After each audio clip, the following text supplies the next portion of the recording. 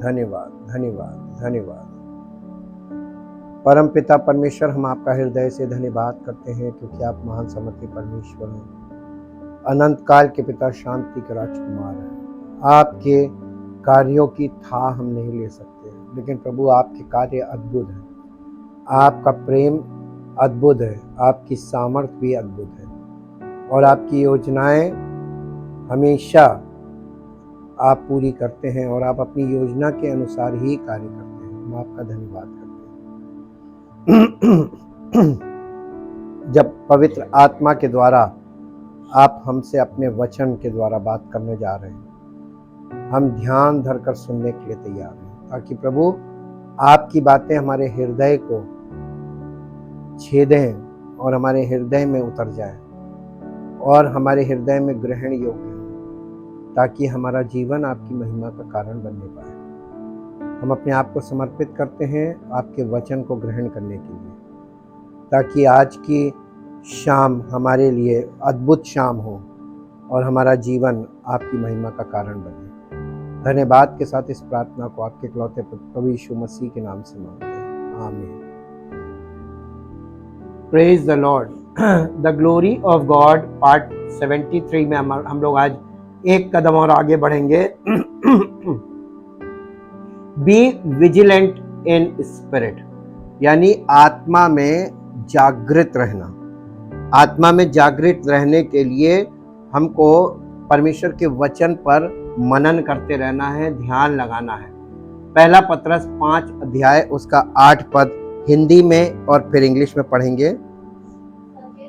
सचेत हो और जागते रहो। ये फिजिकल जागने के लिए नहीं बोला है, आत्मिक तौर पे जागने के लिए बोला जा रहा है। सचेत हो और जागते रहो, क्योंकि तुम्हारा विरोधी शैतान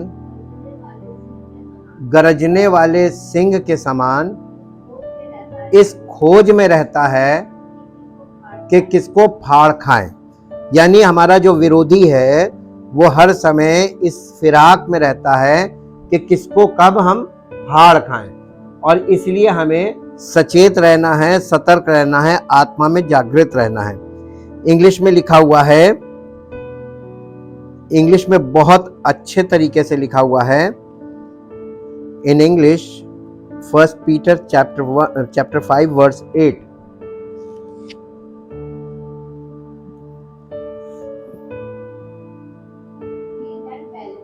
बी वेल बैलेंस्ड, यानी संतुलित रहो, आत्मिक तौर पर संतुलित रहो। बहुत मुश्किल है इंसान का संतुलित रहना। कभी कोई चीज आपके दिमाग पे हावी होगी, कभी कोई चीज आपके दिमाग पे हावी होगी। जब कोई व्यक्ति जिस परिस्थिति में से निकल के आता है, उसके ऊपर बस वो परिस्थिति रखी रहती है कि वो हर समय वही चर्चा करता है कि ये हुआ, ऐसे हुआ, वैसे हुआ। वो आप वेल बैलेंस्ड माइंड नहीं है, उसके ऊपर परिस्थिति हावी हो गई। इसमें लिखा हुआ है be well balanced, temperate, sober of mind, be vigilant and cautious at all time, हर समय सावधान रहो जी। For that enemy of yours the devil roams around like a lion, roaring in fierce hunger, seeking someone to seize upon and devour। यानी फाड़ खाने के लिए और उसको अपने वश में करने के लिए शैतान तुम्हारे चारों तरफ हमेशा तैयार रहता है। इतना आप तैयार नहीं रहते होंगे जितना शैतान आपको फाड़ खाने के लिए तैयार रहता है। और आपकी इसीलिए आपने देखा होगा लिखा सावधानी हटी दुर्घटना तुरंत घटेगी, क्योंकि आप जैसे ही आपकी सावधानी घटेगी वैसे ही दुर्घटना घटेगी। इसलिए सावधान रहने के लिए बहुत सतर्क रहना है हमको आत्मिक तौर पर। एक और पद पढ़ेंगे, नीति वचन की पुस्तक 4 अध्याय उसका 23 पद। सबसे अधिक अपने मन की रक्षा कर, क्योंकि जीवन का मूल स्रोत वही है। आपका मन जो है, वहां से जीवन निकलना चाहिए, वहां से मृत्यु नहीं निकलनी चाहिए। जीवन का इंग्लिश में लिखा है, keep and guard your heart with all vigilance and above all that you guard, for out of it flow the springs of life. यानी अपने हृदय की रक्षा करें, क्योंकि हृदय में से जीवन निकलेगा। लेकिन अगर आप आत्मिक तौर पर सतर्क नहीं रहेंगे तो हृदय से ही मृत्यु भी निकलेगी। आज सेकंड पार्ट हम देखेंगे, एग्जामिन योर वर्क्स। अपने कामों को परखें, अपना काम क्या, आप कर क्या रहे हैं, आप विश्वास क्या कर रहे हैं और काम क्या कर रहे हैं। कई बार हम विश्वास कर रहे हैं कि प्रभु यीशु मसीह सब करेंगे और जुगाड़ हम कर रहे हैं फिजिकली, तो आप झूठ बोल रहे हैं, आप विश्वास में नहीं है। जो विश्वास करता है वो परमेश्वर का इंतजार करता है कि वो करेगा। जब आप सच्चा प्रभु पे विश्वास करते हैं तो आप प्रभु पे भरोसा भी करें। आप प्रभु पे विश्वास करने का दावा करते हैं लेकिन भरोसा नहीं करते हैं, इसलिए आप अपना जुगाड़ खुद करते रहते हैं और ये आपके विश्वास को फेल कर देगा। क्योंकि परमेश्वर जब देखेगा कि ये कर ही रहा है तो इसको पहले कर ही लेने दो, और आप सारी जिंदगी कुश्ती लड़ते रह जाएंगे विश्वास की और हार जाएंगे। कभी नहीं आप जीत सकते। आपको स्थिर होना पड़ेगा विश्वास में कि नहीं, मैं प्रभु पे भरोसा रखता हूं, अगर प्रभु की ओर से होगा तो ये काम होगा, नहीं होगा तो नहीं होगा। तब आपका विश्वास पक्का माना जाएगा। प्रकाशित वाक्य की पुस्तक, उसका 3 अध्याय, उसका 2 और 3 पद पढ़िए। एक कलीसिया को प्रभु यीशु मसीह ने चिट्ठी लिखी, जागृत हो। कलीसिया को चिट्ठी लिखी हो, कहने लगा जागृत हो और उन वस्तुओं को जो बाकी रह गई हैं और जो मिटने को हैं उन्हें दृढ़ कर। क्योंकि कलीसिया को प्रभु यीशु मसीह शिकायत कर रहा है, उस पर इल्जाम लगा रहा है, क्योंकि मैंने तेरे किसी काम को अपने परमेश्वर के निकट, कोई काम विश्वासियों ने पूरा किया ही नहीं था और बहुत अपने आप को सोच रहे थे कि हम बहुत अच्छे विश्वासी हैं।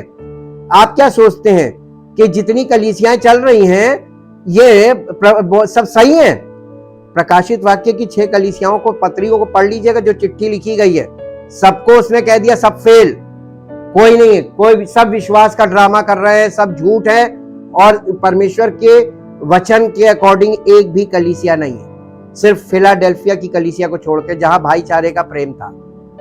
जी, इसलिए स्मरण कर कि तूने कैसी शिक्षा पाई है। कैसी शिक्षा? कौन सी कलीसिया में जा रहे थे और क्या सीखा, और क्या शिक्षा तुमने क्या सुना वचन से। उस वचन में बने रहो जो तुम सुन रहे हो और मन फिराओ। यदि तू जागृत ना रहेगा तो मैं चोर के समान आ जाऊंगा, यीशु मसीह कह रहा है, और तुझे पता भी नहीं चलेगा कि मैं आ गया हूं। हाँ, कि मैं किस घड़ी तुझ पर आ पड़ा, अचानक से तुम्हारे ऊपर आ पड़ूंगा। और परमेश्वर, ये शब्द जो आप पढ़ूंगा का मतलब तेरा नाश हो जाएगा। अगर अचानक से वो आ गया, ये वो कलीसियाएं जो जागृत हैं उनको मालूम चल जाएगा कि यीशु मसीह आ गया। लेकिन जो जागृत नहीं होंगे, कलीसिया के वो सदस्य जो जागृत नहीं हैं, उनको पता नहीं चलेगा और आ पड़ेगा और फिर उनके ऊपर आफत आएगी बहुत भयानक। इसलिए आपको अंत समय तक पवित्र आत्मा जगा रहा है कि जाग जाओ, ये अब सोने का समय नहीं है। और इसीलिए जब हम अंत की ओर बढ़ रहे हैं तो आपको जागृत रहने की जरूरत है। इंग्लिश में पढ़िए, the book of revelation chapter 3 verse 2 and 3. Rouse yourselves and keep awake, जागते रहो। कीप अवेक का मतलब जागते रहो। And strengthen and invigorate what remains and is on the point of dying, for I have not found a thing yet that you have done। यानी तुमने अपना कोई भी काम पूरा नहीं किया, ना तो तुम विश्वास करने में पूरा पाए गए, ना तुम शिक्षा तुमने पूरी की, ना तुमने पूरी तरीके से वचन में मन लगाया, कोई काम पूरा नहीं किया। कभी इधर वचन में मन लगा लिया, कभी दूसरी जगह कौन क्या कह रहा वहां कान लगा लिया, अच्छा ये भी है, फिर कोई कुछ कह रहा, कोई कुछ कह रहा, सब तरफ मन लगाए हुए हैं जी। Meeting the requirements of my God और परफेक्ट, यानी परमेश्वर की दृष्टि में सिद्ध हो जाओ। So call to mind the lessons you received, और अपने माइंड में इस बात को देखो कि तुम क्या सीख रहे हो, तुमने क्या सीखा अभी तक। एंड हर्ड, और तुमने क्या अब तक सुना। Continually lay them to heart and obey them, उन बातों को जो तुमने अभी तक सुना और सीखा है उनको हृदय में रखो और उनको मानना शुरू करो, आज्ञा मानना शुरू करो। एंड रिपेंट, और मन फिराओ। इन केस, अगर तुम जागे नहीं आत्मिक तौर पर, एंड कीप अवेक, और जागते नहीं रहे, एंड वॉच, और देखते नहीं रहे कि मैं आ रहा हूं कि नहीं आ रहा हूं। आई will come upon you like a thief, मैं चोर के समान अचानक से आ जाऊंगा। And you will not know, तुम्हें पता भी नहीं चलेगा, और सस्पेक्ट, तुमको जरा भी यानी ये इस चीज का अंदेशा नहीं होगा कि मैं कब आ जाऊंगा, अचानक से आ जाऊंगा।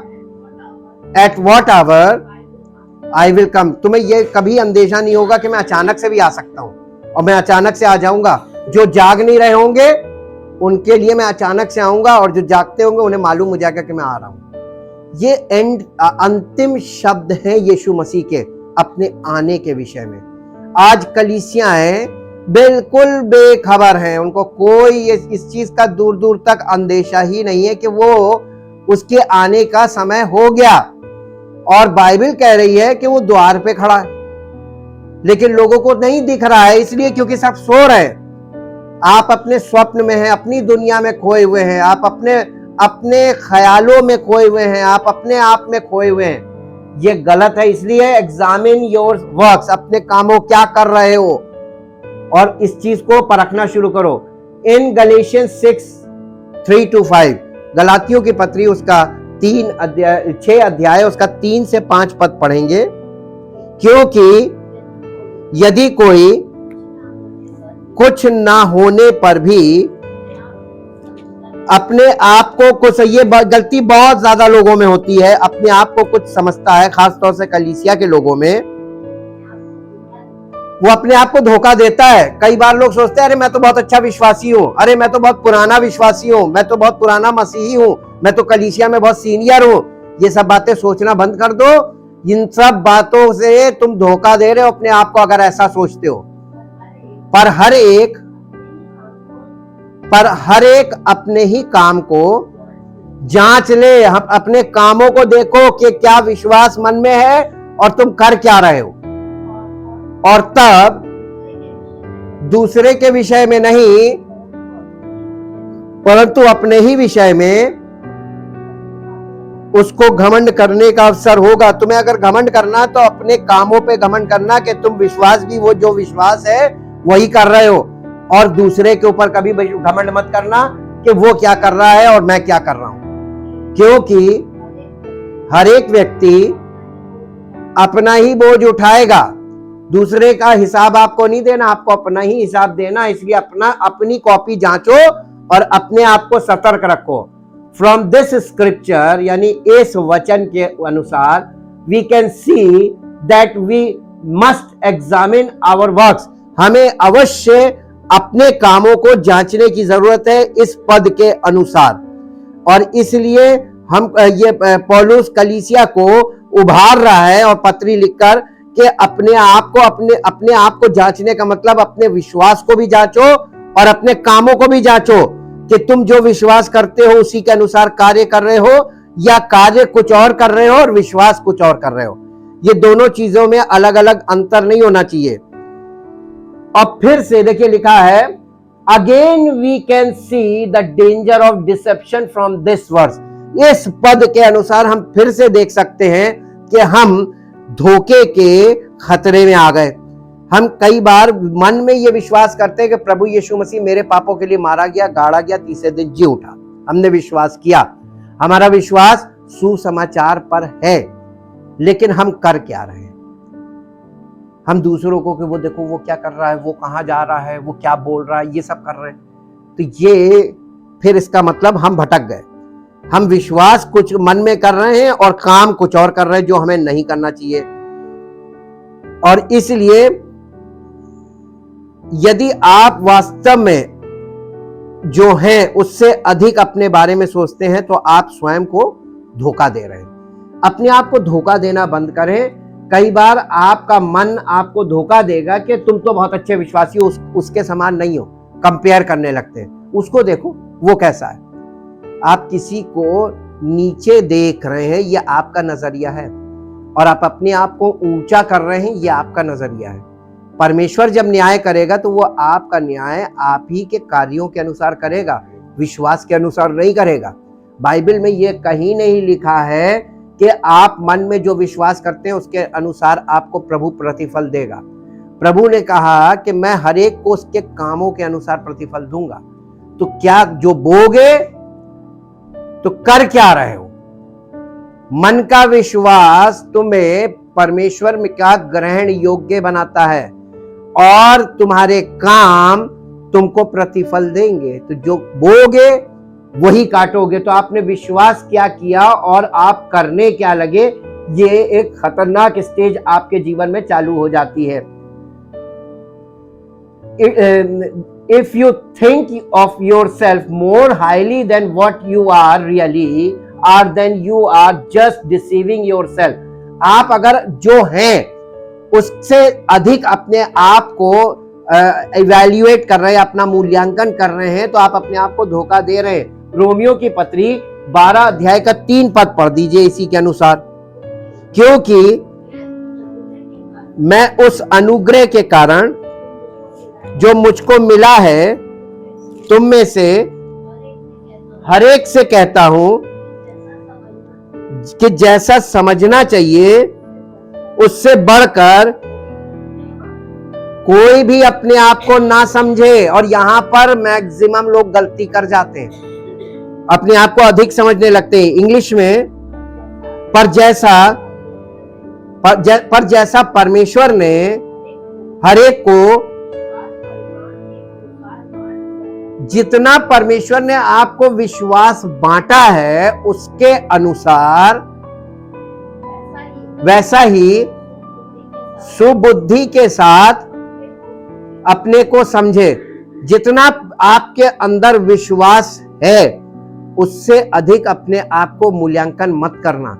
कभी आपका मालूम है विश्वास कम होता है, मूल्यांकन आप ज्यादा कर रहे होते। अब देखिए इसको इंग्लिश में पढ़ते हैं। For by the grace, unmerited favor of God given to me, I warn everyone among you not to estimate and think of himself more highly than he ought, not to have an exaggerated opinion of his own importance. अपने महत्व को बहुत अधिक ना दिखाएं। कलीसिया में कई बार लोग अपने आप को बड़ा इंपॉर्टेंट दिखाने लगते हैं, मुझसे ज्यादा इंपॉर्टेंट तो कोई हो ही नहीं सकता। ये मना किया गया है, कोई इंपॉर्टेंट नहीं है।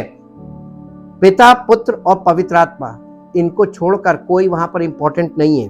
No person ji, but to rate his ability with sober judgment, each according to the degree of faith apportioned by God to him. जितना विश्वास परमेश्वर ने आपके अंदर डाला है, उस विश्वास के परिमाण के अनुसार अपना मूल्यांकन करें। कभी कभी आपका विश्वास बहुत कम होता है, लेकिन मूल्यांकन बहुत ज्यादा होता है, और ये ज्यादातर पढ़े लिखे लोग करते हैं, जो हाईली क्वालिफाइड होते हैं, ऊंचे पदों पे काम कर रहे होते हैं, और सांसारिक तौर पर वो उनकी बहुत मान्यता होती है, वो बहुत किसी अच्छे पद पर होते हैं। वो लोग इस तरीके की गलतियां कलीसियाओं में करते हैं। हाईली एजुकेटेड लोग, ये जो पढ़े लिखे नहीं होते या अनपढ़ होते या कम पढ़े लिखे होते, वो ये गलती नहीं करते हैं। ये एजुकेटेड वर्ल्ड के लोग कर रहे होते हैं। आज के युग में जब एजुकेटेड लोग ज्यादा हैं, ऊंचे पद में काम करने वाले भी कलीसियाओं में आ रहे हैं, उनके लिए ये बात लिखी गई है कि अपने आप को बहुत ज्यादा हाईली यानी बहुत ऊंचा लेवल अपना ना रखे कलीसिया में। आपका जो विश्वास है, वो विश्वास के लेवल के अनुसार अपने आप को मूल्यांकन करें, यानी अपनी इंपॉर्टेंस ना दिखाएं कलीसिया के अंदर कि मैं बहुत इंपॉर्टेंट हूं। सो व्हाट्स द सॉल्यूशन, नहीं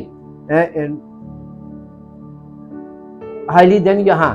सो व्हाट्स द सॉल्यूशन, इसका हल क्या है? अगर हम विश्वास कुछ कर रहे हैं और काम कुछ और कर रहे हैं, इसका हल क्या है? What should we do to avoid being deceived in this वे?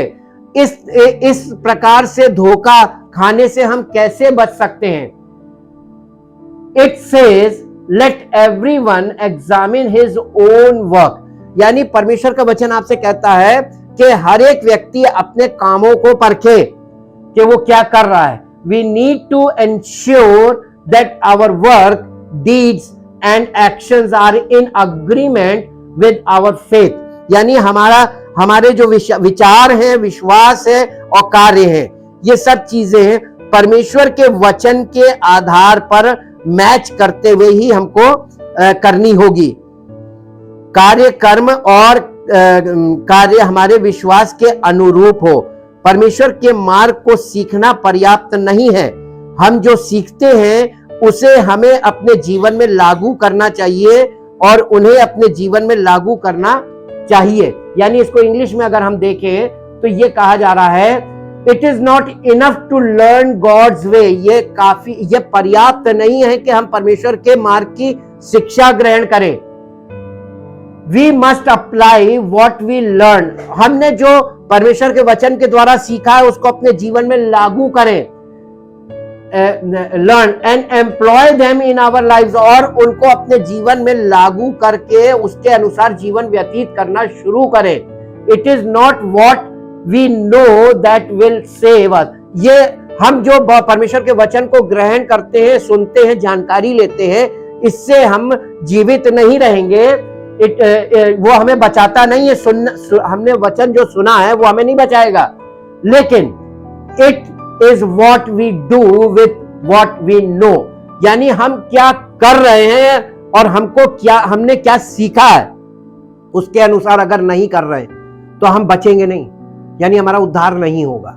उद्धार कब होगा? जब हमको जानकारी मिल रही है कि क्या करना है, कैसे करना है और क्या नहीं करना है, तो हमें इन बातों को अपने जीवन में लागू करके वैसे करना शुरू कर देना चाहिए ताकि हम बचे। जब हम लागू ही नहीं करेंगे, केवल सुनते रहेंगे, हम नहीं बचेंगे। कोई नहीं बचेगा केवल सुनने वाला। ये बार बार बाइबल डायरेक्टली बोल रही है, और जो लोग इस बात को समझ रहे हैं वो लागू करके चलने लगते हैं, और जो चलना शुरू नहीं किया वो बचेगा नहीं। परमेश्वर कभी आपको धोखा नहीं देगा, सच बोलेगा। हाँ, अग्रीमेंट विद आवर फेथ। मत्ती रचित सुसमाचार 9 अध्याय उसका 20 से 22 पद तक पढ़िए और देखो, एक स्त्री ने जिसको 12 वर्ष से लहू बहने का रोग था, पीछे से आकर यीशु मसीह के वस्त्र के आंचल को छू लिया, क्योंकि उसके मन में यह विश्वास था। वो अपने मन में कहती थी कि यदि मैं उसके वस्त्र को ही छू लूंगी तो चंगी हो जाऊंगी। यीशु ने फिर कर उसे देखा और कहा, पुत्री ढाढ़स बांध, तेरे विश्वास ने। अब एक बात बताइए, यीशु मसीह ये क्यों कह रहा है कि तेरे विश्वास ने तुझे चंगा किया है? विश्वास प्लस कार्य। उसने विश्वास मन में किया था कि मैं उसके वस्त्र के आंचल को छू लूंगी तो चंगी हो जाऊंगी, लेकिन यीशु मसीह उसके घर नहीं गया। यीशु मसीह के पीछे भीड़ थी और वो स्त्री 12 वर्ष से लहू बहने के रोग से पीड़ित थी। अब जिसको 12 साल से लहू बहने की बीमारी थी और उसको खून भी नहीं चढ़ा, उसका HB लेवल बिल्कुल नीचे था, यानी चलने लायक नहीं थी, तो वो भीड़ को चीरती हुई यीशु मसीह तक पहुंची कैसे?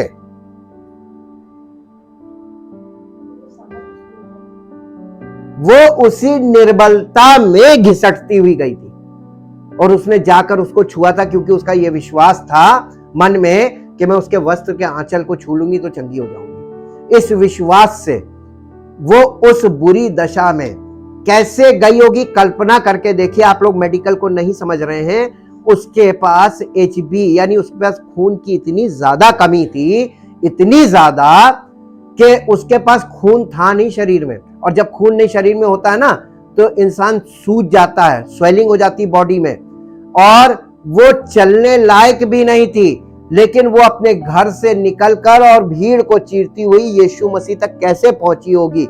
ये उसका विश्वास था, और उस विश्वास ने उसने उस विश्वास के अनुसार कार्य किया और छुआ, और यीशु मसीह ने कहा, तेरे विश्वास ने तुझे चंगा किया, क्योंकि उसके मन में यह विश्वास था कि मैं छू लूंगी, और उसने जाके छू लिया। क्या आपने कभी ऐसा प्रयास किया है जो आप विश्वास करते हैं कि यीशु मसीह ये कर सकता है? तो आप यीशु मसीह के समय तक ठहर कर विश्वास तो करके देखिए, तब आपके जीवन में वो होगा जो वो आपके विश्वास के अनुसार होगा, और यीशु मसीह भी आपसे भी कहेगा, तेरे विश्वास ने किया है। क्योंकि विश्वास से ठहरना बहुत मुश्किल काम है।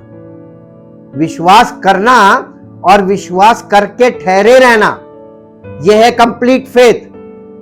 विश्वास करना और जुगाड़ करना, यह है झूठा विश्वास। इस तरीके के विश्वासी मैंने अपने जीवन में बहुत देखे।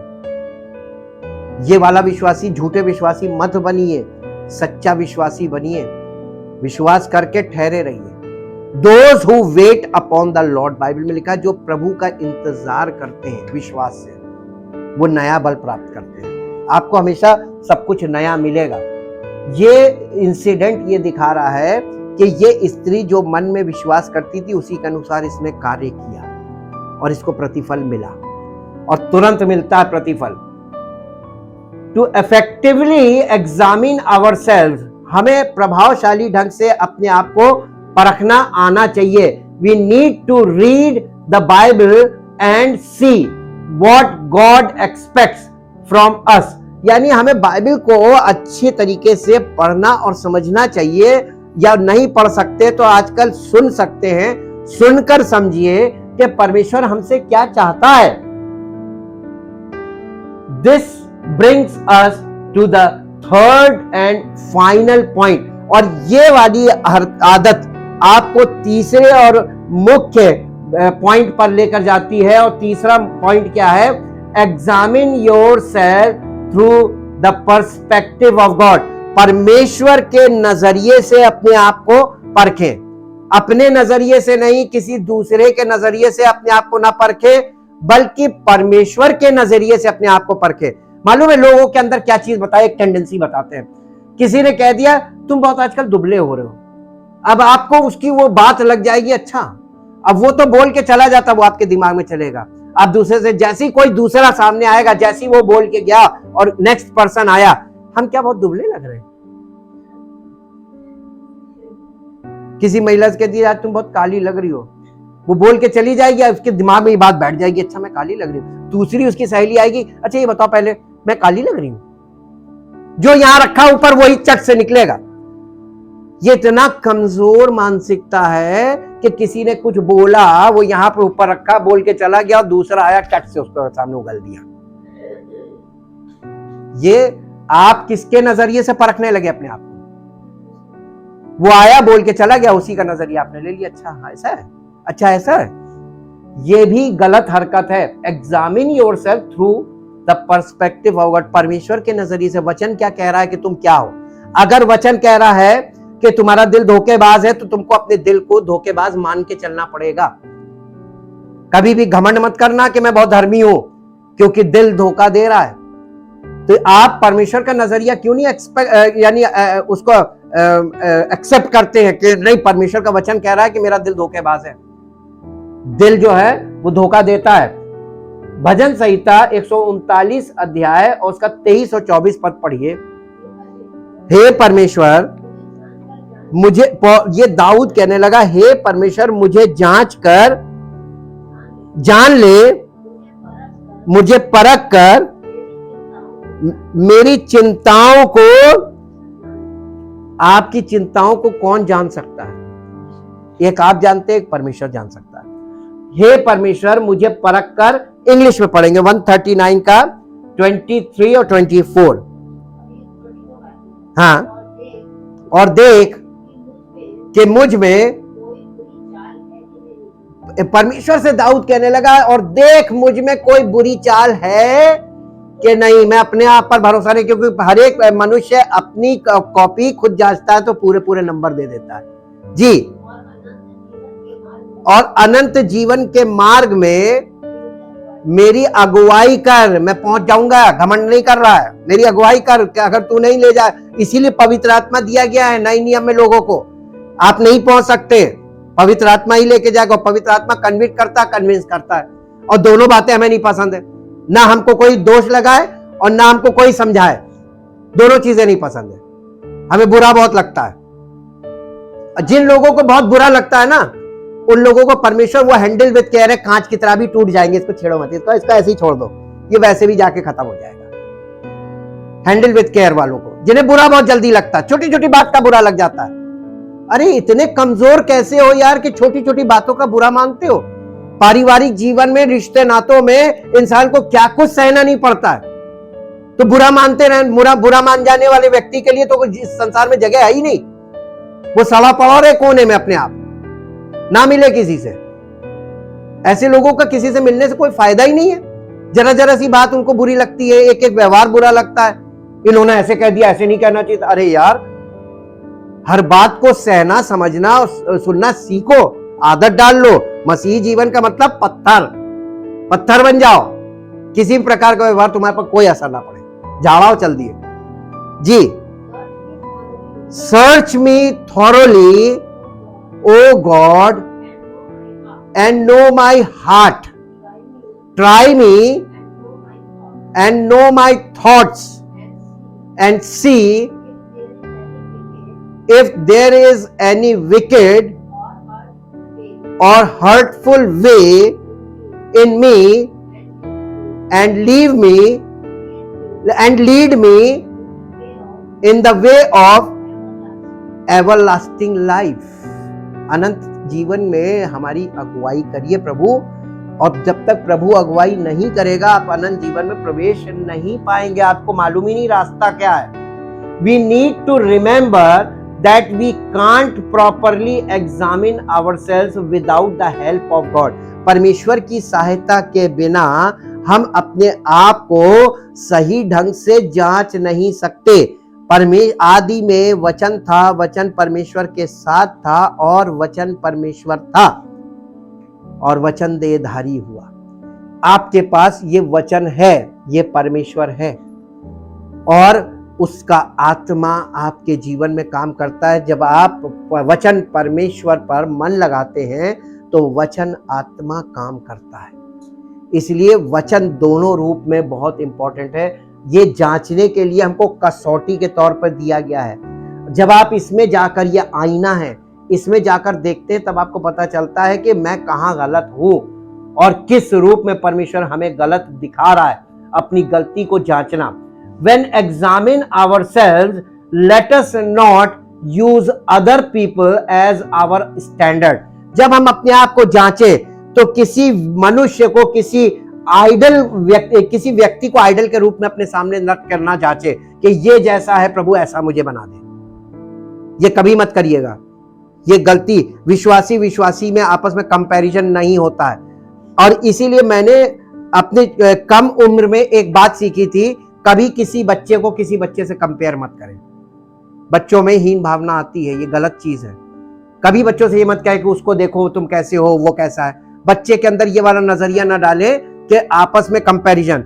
ये तो आपको कलीसियाओं में विश्वासी भी ऐसे मिलेंगे जो आपस में एक दूसरे, पौलुस ने लिखा है, तुम आपस में एक दूसरे से मिलान करते हो, आपस में एक दूसरे से तुलना करते हो और अपने आप को बड़ा ठहराते हो। ये शास्त्री फरीसी बहुत किया करते थे। ये रिलीजियस पॉइंट ऑफ व्यू है, ये गलत तरीका है। देखो वो कितनी प्रार्थना करता, तुम कुछ नहीं करते हो। This is wrong. कोई व्यक्ति प्रार्थना बहुत ज्यादा करता है लेकिन दिल का अच्छा नहीं है। कोई व्यक्ति प्रार्थना नहीं करता, दिल का बहुत अच्छा है। आप क्या कर लोगे? आपका नजरिया गलत हो सकता है ना। ये रिलीजियस लोग बहुत करते हैं कि अपने आप कि तुम तो कुछ करते ही नहीं हो, देखो वो क्या करता सवेरे से उठ के। अरे यार, किस तरीके का कंपैरिजन है ये? This is wrong comparison. गलत तुलनाएं मत करो, गलत तरीके से किसी से मिलान मत करो। आपस में कोई मिलान नहीं करना चाहिए, क्योंकि हर व्यक्ति यूनिक है अकॉर्डिंग टू गॉड।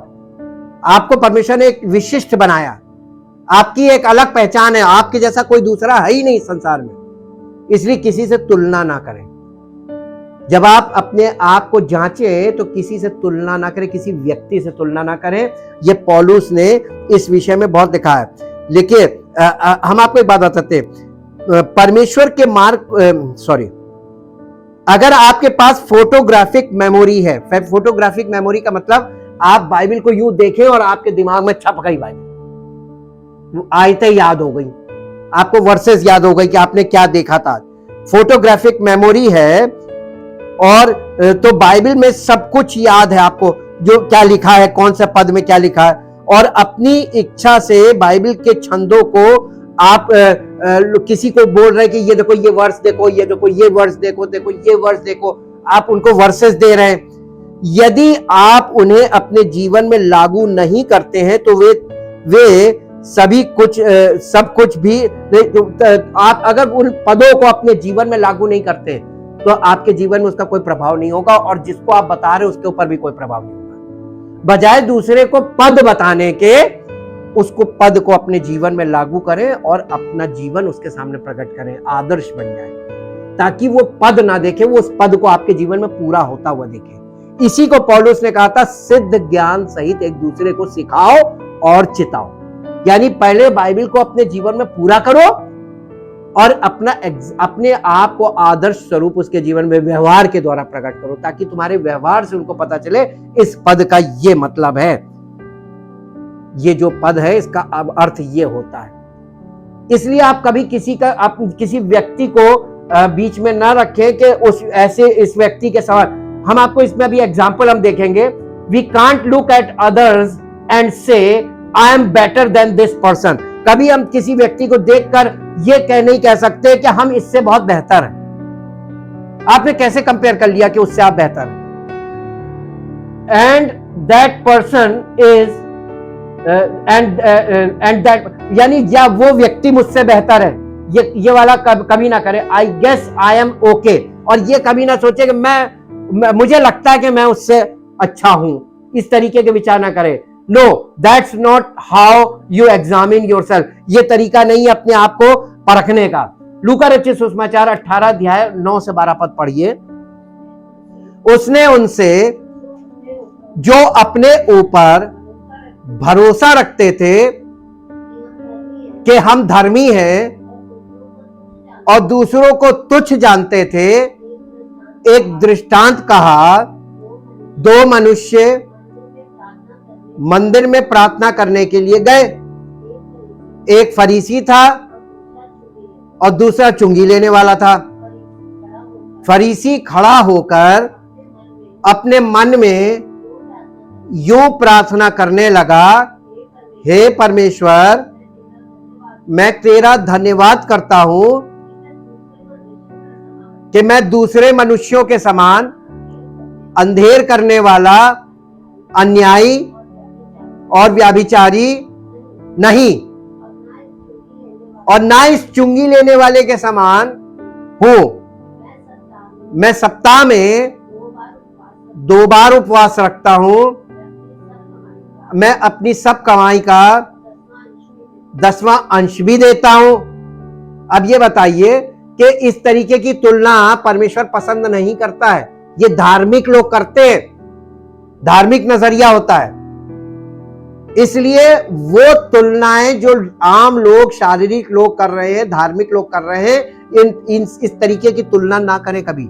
परमेश्वर का वचन के आधार पर अपने आप को देखें। ये वचन आईने का काम करे, आईना है ये।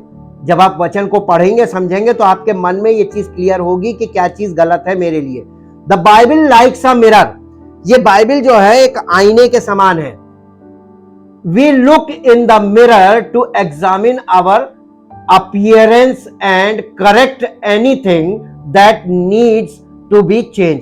यानी हमारे जीवन में जब हम आईना देखते हैं तो आईना क्या करता है? सिर्फ हमको इंक्वायरी, यानी हमको जानकारी देता है कि ये चीज गड़बड़ है और ये चीज गड़बड़ है और ये चीज गड़बड़ है, इसको सही किया जाना चाहिए। लेकिन करेगा कौन? आईना है। आजकल के लोग तो कहते हैं कि आईना ही करेक्शन भी करे, वहां से अंदर से 2 हाथ निकल के आए, लो मैं ठीक कर दूं। आईना ठीक नहीं करता। परमेश्वर आपको कभी करेक्ट नहीं करेगा। परमेश्वर आपको ये वचन आपको जानकारी दे रहा है ना, ये परमेश्वर का वचन है। तो इसका मतलब परमेश्वर वचन के द्वारा हमको दिखा रहा है ये गलत है। करना किसको है? और उसको ठीक करने की सामर्थ कौन देगा? पवित्र आत्मा। तो पवित्र आत्मा हमको दिया इसलिए गया है ताकि वचन जब हमको ये दिखाए कि ये गड़बड़ है, तो पवित्र आत्मा की सामर्थ के द्वारा हम उसको करेक्ट करें। और जब पवित्र आत्मा हमको सामर्थ देता है और हम करेक्शन करते हैं, तो परमेश्वर की ओर से हमें जीवन मिलता है। इसी को आत्मिक जीवन बोलते हैं। स्पिरिचुअल लाइफ बोला गया है। मसीही जीवन ही आत्मिक जीवन है। याकूब की पत्री 1 अध्याय 22, 23, 24, 25 4 पद पढ़ दीजिए। परंतु वचन पर चलने वाले बनो और केवल सुनने वाले नहीं, जो अपने आप को, कौन अपने आप को धोखा देता है? जो वचन के सुनने वाले। कौन से लोग ज्यादा हैं? वचन के सुनने वाले, ये ज्यादा हैं। और ये अपने आप को धोखा दे रहे हैं, आज से नहीं, प्रारंभ से धोखा देते आ रहे हैं जी। क्योंकि जो कोई वचन का सुनने वाला हो और उस पर चलने वाला ना हो, वो मनुष्य उस मनुष्य के समान है जो अपना स्वाभाविक मुंह दर्पण में देखता है, इसलिए कि वो अपने आप को देखकर चला जाता है, परंतु तुरंत भूल जाता है। अरे तुरंत, इधर आमीन हुई आखिरी दुआ और तुरंत चालू। इतनी जल्दी भूल जाते हैं कि अभी हमने वचन क्या सुना, क्या सुना और क्या बोलने लगे। संडे को हम आपको बताएंगे। पर जो व्यक्ति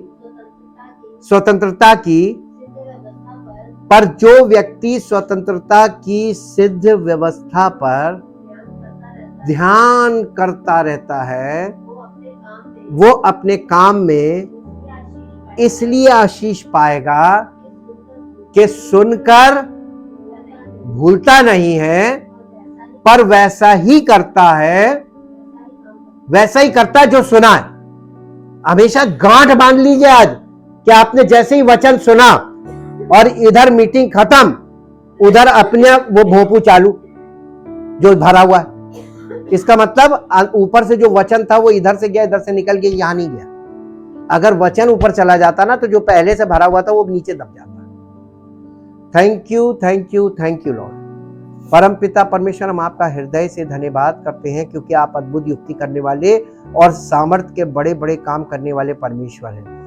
हाँ प्रभु, आप तो सब कुछ करने में सक्षम हैं, लेकिन मनुष्य हर तरीके से विश्वास करने में और विश्वास के अनुसार कार्य करने में हमेशा से विफल रहा है। मनुष्य वचन सुनता तो है, लेकिन सुनकर तुरंत भूल जाता है। वो वचन उसके हृदय में स्थिर नहीं रहता, क्योंकि उसका हृदय चंचल है, और स्वाभाविक चंचलता के कारण वो वचन को केवल सुनने वाला ही बना रहता है और अपने आप को धोखा देता रहता है। हम चाहते पिता परमेश्वर आज आपका ऐसा अनुग्रह हो कि जितने सुनने वाले हैं, ये सुनने वालों के अंदर परिवर्तन आ जाए, इनका हृदय बदल जाए, और ये केवल सुनने वाले न हो बल्कि सुनकर उसको अपने जीवन में लागू करें, ताकि इन्हें लाभ मिले और इनका जीवन आपकी महिमा का कारण हो, ताकि सारी महिमा आपको मिले। धन्यवाद के साथ इस प्रार्थना को आपके इकलौते पुत्र प्रभु यीशु मसीह के नाम से मांगते हैं, आमीन। Praise the Lord.